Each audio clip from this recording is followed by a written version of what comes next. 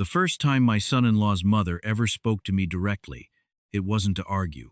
It was to ask if I'd help her carry a chest freezer down into her cellar before a storm hit, because her own boys were too busy watching football to get off the couch. I drove 40 minutes in the rain to do it. 14 years later, that same family stood around me on a porch in Door County, Wisconsin, waiting for me to say I was sorry. I didn't say it. That's where this one starts. If you're new to this channel, welcome.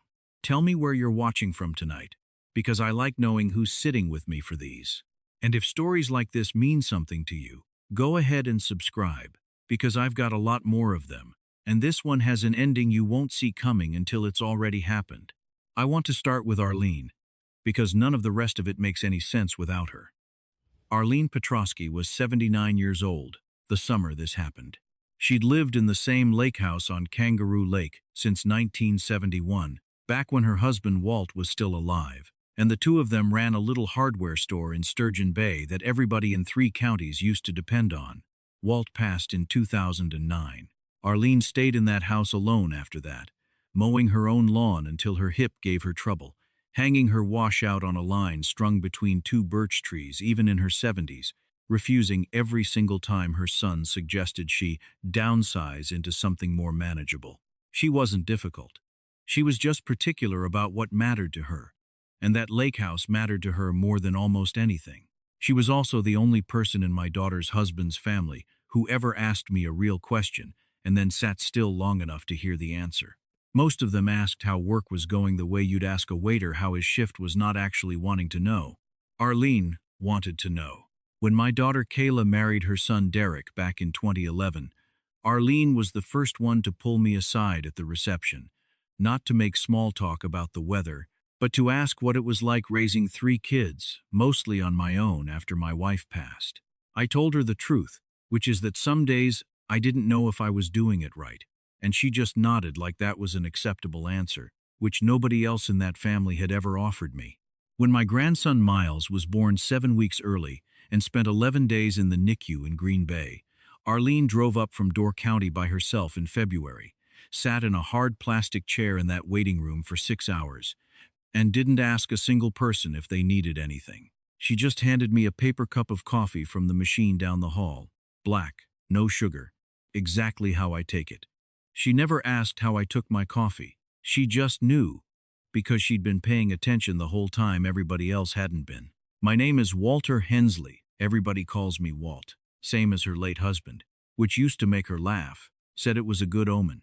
I was 63 that summer. I spent 31 years running the maintenance department at a paper mill outside Green Bay before I retired, which means I know more about industrial boilers and pressure valves than any man in his 60s has any right to know, and somehow that never impressed anybody at those family gatherings the way it probably should have. My late wife Carol passed of cancer 9 years before any of this happened, and I raised our 3 kids, Kayla, Nathan, and Beth, mostly by myself after that, which is its own long story I might tell you another time.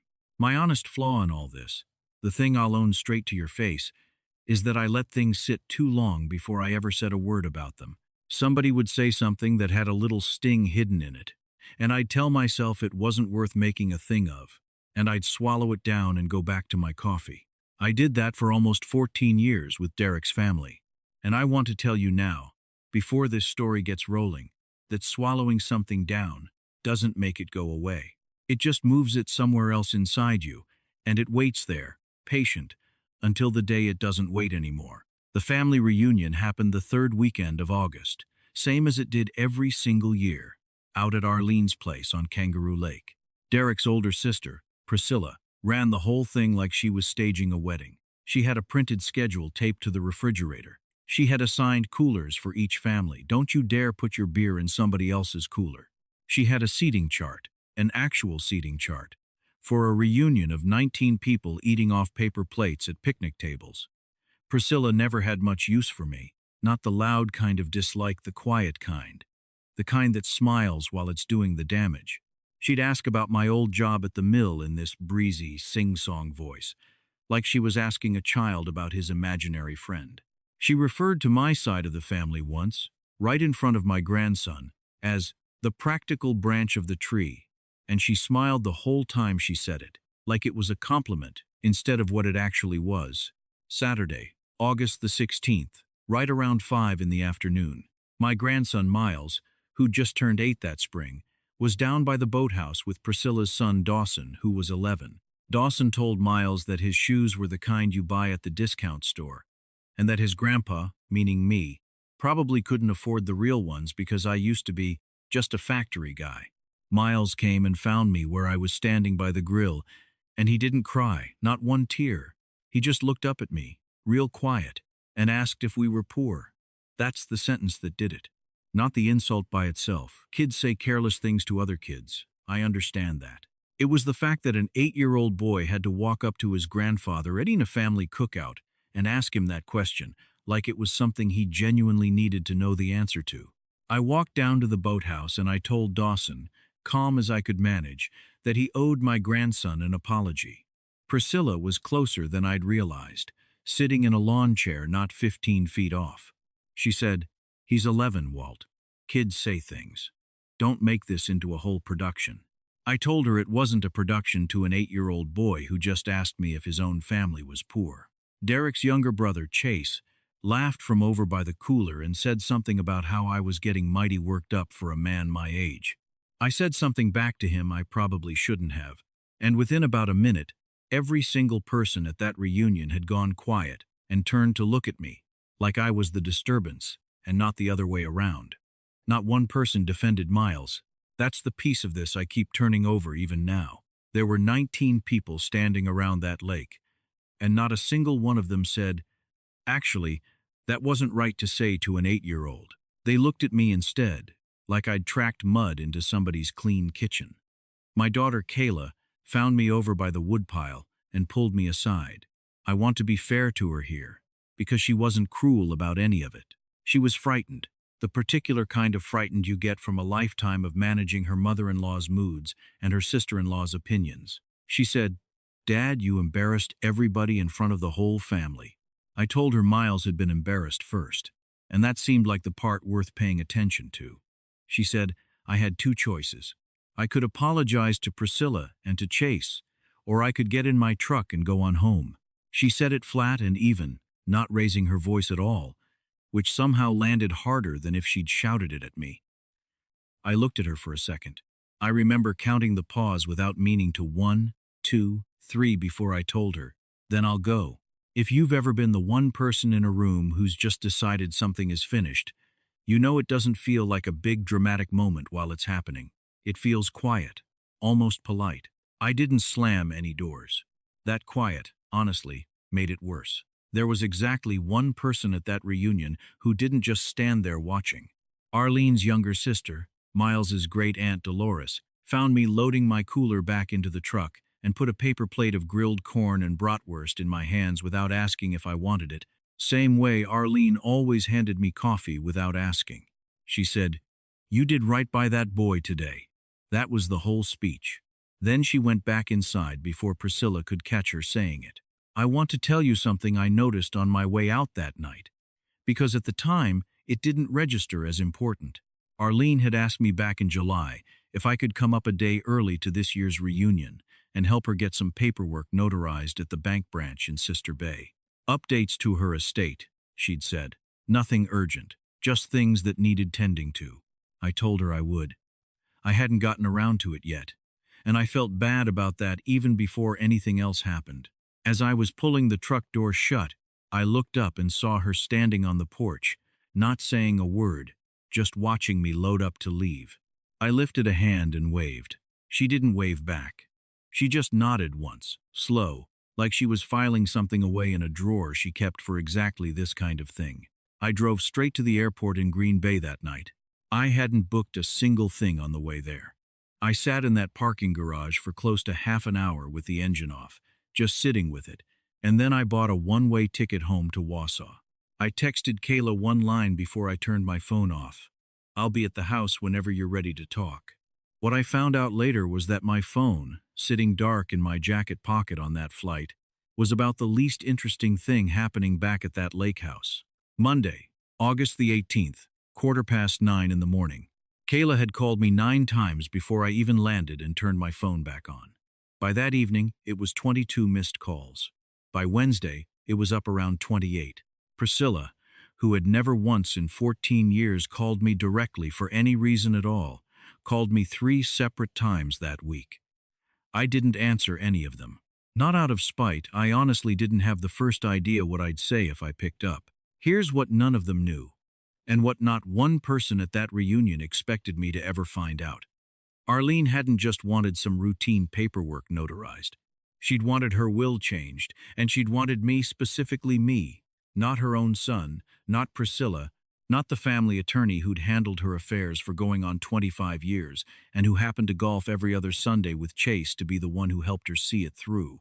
Because, and I heard this almost word for word from the new attorney she'd called that very Monday morning, she told him, "Walt's the only one who ever showed up without being asked twice." I didn't decide to walk away from that family that weekend with some kind of plan already in my head. I want to be straight with you about that much, because it would make for a tidier story if I'd had it all figured out ahead of time. I just decided, standing by that woodpile, that I was done being the only grown man in the yard who had to explain himself for defending an 8-year-old boy. Whatever flipped in me that day, it wasn't anger, not really. It was something plainer than that. It was the understanding that I'd spent 14 years trying to earn the approval of people who'd already made up their minds about me a long time before, and I finally just stopped arguing my case to them.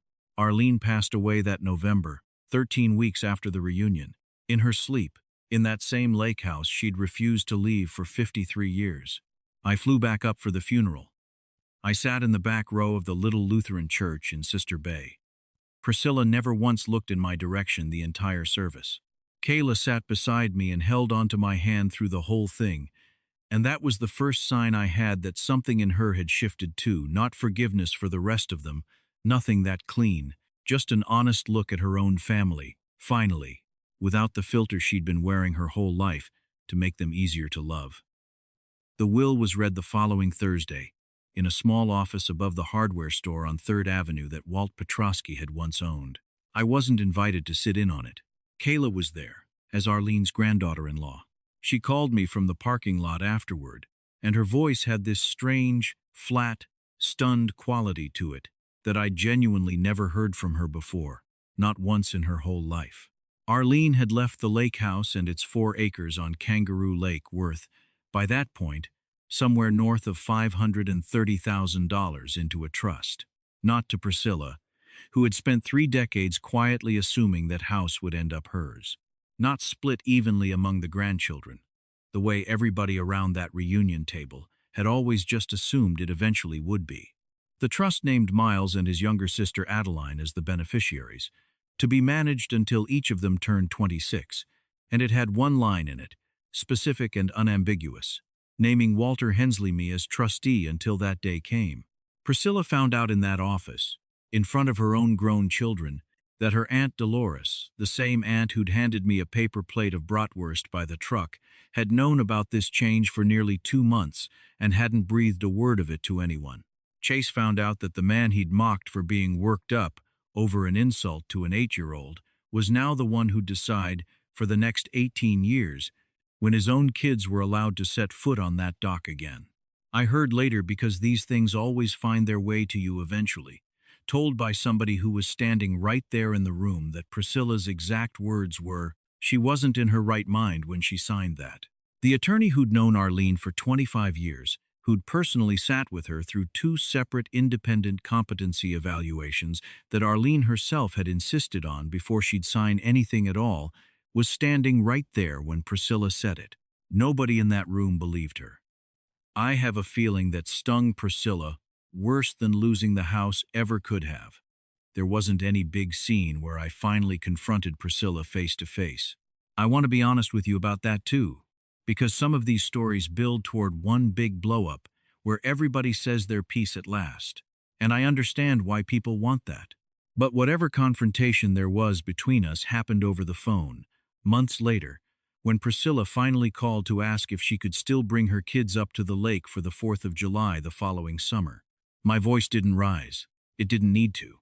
I told her the calendar at that house was already full clear through the summer, and that Miles would let his cousins know if anything opened up.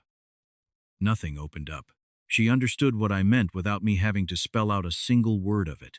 I don't carry any real anger toward Priscilla anymore. And I want to be truthful with you, that this isn't one of those stories where she finally apologized and we all ended up back at that same dock together, making new memories like nothing ever happened. She never apologized. As far as I know, she's still telling people at what's left of that reunion, smaller now, without the lake house to gather everybody in, that I turned a lonely old woman against her own family. I used to think I'd need her to see it my way before I could feel any peace about it. I don't need that from her anymore. That's the part that surprised me most, if I'm honest. Kayla and Derek are still married, still doing fine. She and I talk now about things we used to just let slide past us for the sake of keeping the peace, and some weeks that honesty is harder to sit with than the silence ever was. But it's honest, and I'll take honest over comfortable every time at this point in my life. Miles is 11 now. Last summer, I taught him how to recaulk the boathouse boards at Arlene's place, the same boards Walt had me help him fix the summer before Adeline was even born. Miles asked me halfway through, out of nowhere, why Great-Grandma Arlene left the house to him and his sister instead of to Grandma Priscilla.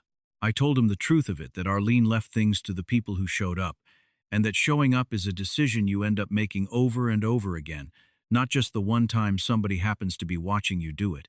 If there's one thing I hope you carry out of this with you tonight, it's that having a boundary isn't the same thing as being cruel, even when the people standing on the other side of that boundary tell you it is. What you're worth to the people who matter isn't something anybody else gets to decide for you. Not your daughter, not your son-in-law's family, not anybody sitting at whatever table they've set, with whatever chart they've made, deciding where you're allowed to sit. If any part of this reminded you of your own family, your own table, your own reunion where you were the one everybody turned to look at like you were the problem, I'd like to hear about it down in the comments. Give this one a like if you believe showing up counts for more than any apology ever could. And if you want more stories like this one, subscribe, because I've got plenty more where this came from. I'll see you in the next one.